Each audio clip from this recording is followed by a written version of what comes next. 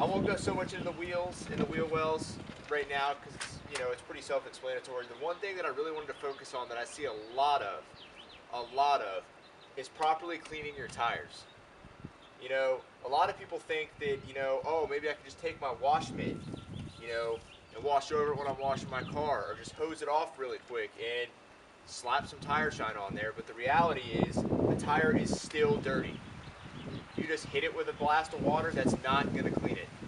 So today I'm going to go in and I'm going to properly show you how to clean your tires so that you dress them and you're not sealing dirt and gunk into your rubber and your tires will last longer. I mean, yeah, that super glossy, slick tire shine looks awesome when you just go to the car meet and slap it on your tires right there in the parking lot and you haven't cleaned your tires in months, if ever. So today I'm just going to go ahead and answer that question on how to properly clean your tires, and we'll go ahead and get into that right now.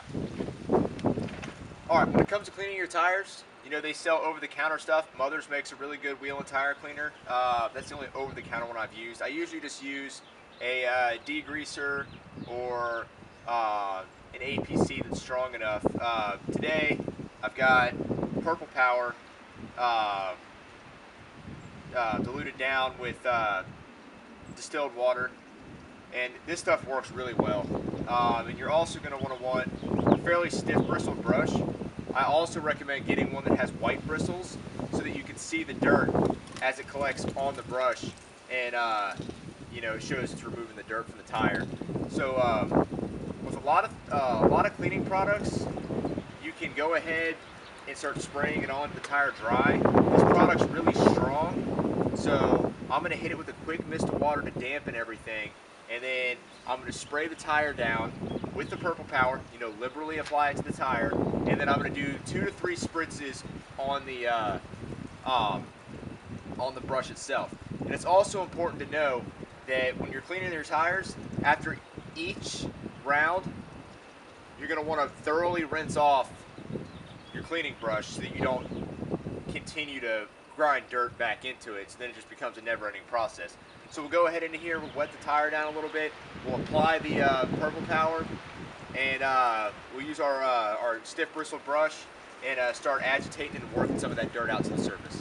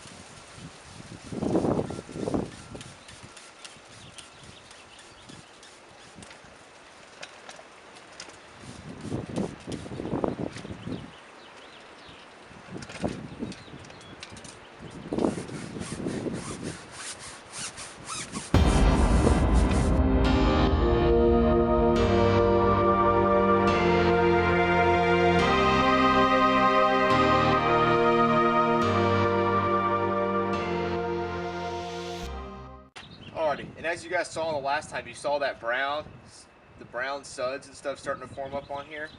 Now these tires are pretty dirty, but they've been properly cleaned once, so they're going to be a little bit easier to get clean this time. And what you're going to want to do, I've rinsed this off, and when you rinse the tire, use a steady stream of water to get all the chemicals and stuff out of it. And sorry, I lost my train of thought there.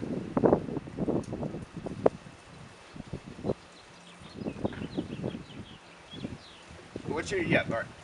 So what you're going to want to do is you're going to continue this process until the suds that build up on the surface of the tire are all white. That tells you that there's no more dirt caught in the tire and that it's ready to dry and be properly dressed. So you're going to continue this process. Sometimes it'll take 2, sometimes it'll even take 6 rounds on the tire, depending on how dirty it is, to get it completely cleaned up. So this one should only take 1 or 2 more. We'll go ahead and and dive back into it and see how she finishes out.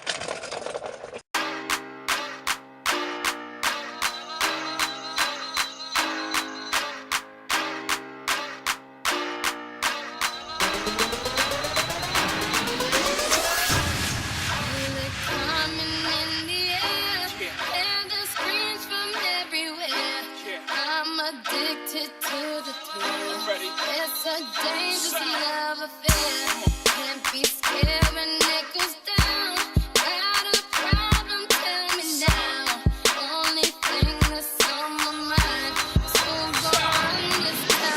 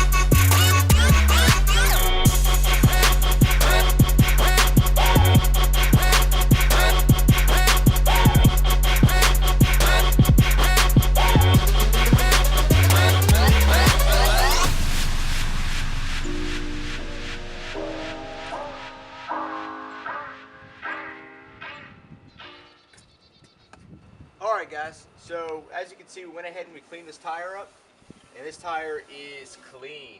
There is nothing on there. Nothing. You notice just a little bit of fade in it. I mean, these tires have quite a few miles on it, mind you, but it came out really nice. We ended up, I mean, you saw me, of course, doing the hand signals or whatever. You know, it took about 4 passes to get these tires, and I went ahead and did all 4. It took about 4 passes on each to go ahead and get these cleaned up right, and so that we can go ahead and move on to the rest of the vehicle, and then come back through later on and dress these.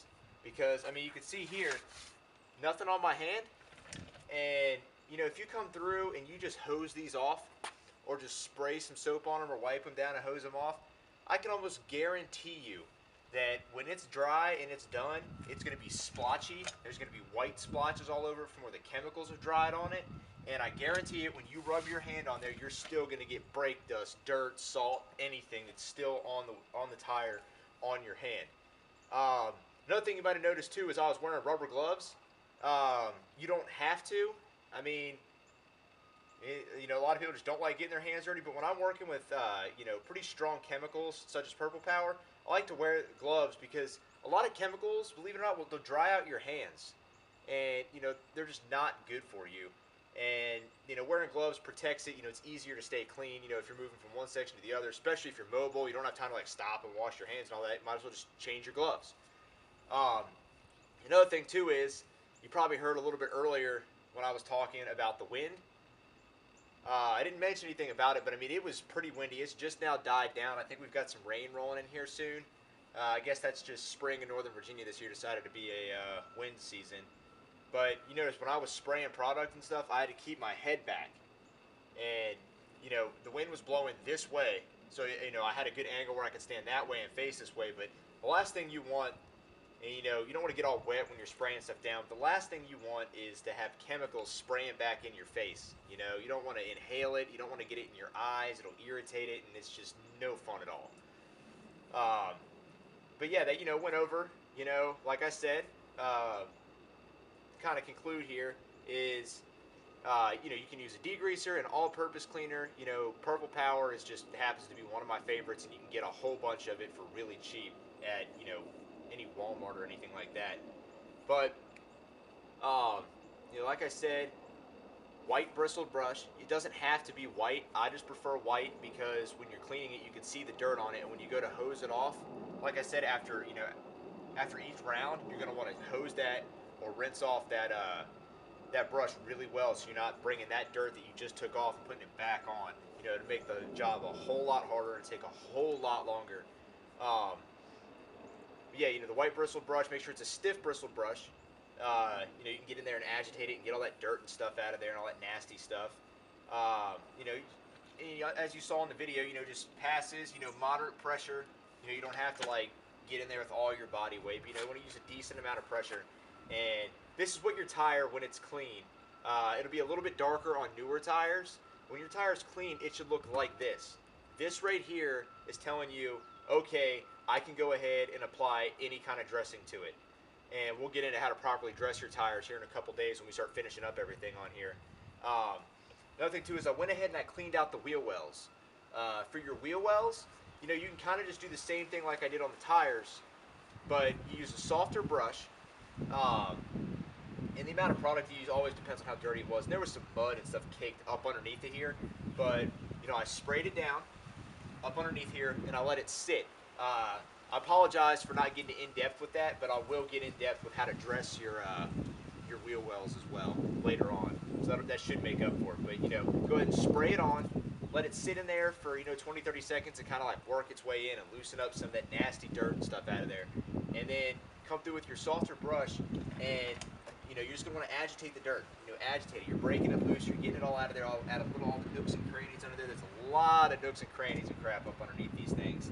And then go ahead and thoroughly rinse it and let it dry.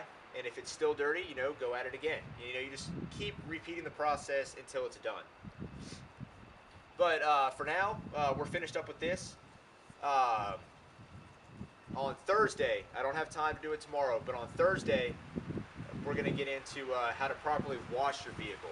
So I'm going to show you step by step, you know, whether you have a foam cannon, whether you don't have a foam cannon. You know, we'll go over two bucket method, the reasons why you use a 2-bucket method when washing a car. And you know, you could say a 3-bucket method if you have a separate bucket for your wheels and tires, which everybody has. But just generally talking about your paint work when we're washing the vehicle, I'm going to go over how to properly and safely do it. We'll get into that. We'll also get into how to properly clean your windows, and then, you know, finishing it all off. Also, I'm going to show you how to clay bar your vehicle with either clay or nano skin, whichever I choose to use. Probably going to be nano skin. I'll go over what that is in a couple of days. So we'll go into how to properly wash, how to properly clay to decontaminate.